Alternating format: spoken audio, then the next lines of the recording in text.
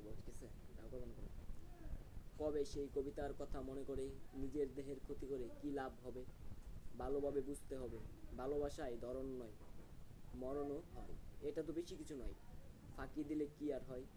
সবাইকে আমার সাথে এই ভালোবাসা পেয়ে সরে যেতে বলে, কি জন্যে জানা ছিল সেই হয়তোবা এনে দিতে পারতো না।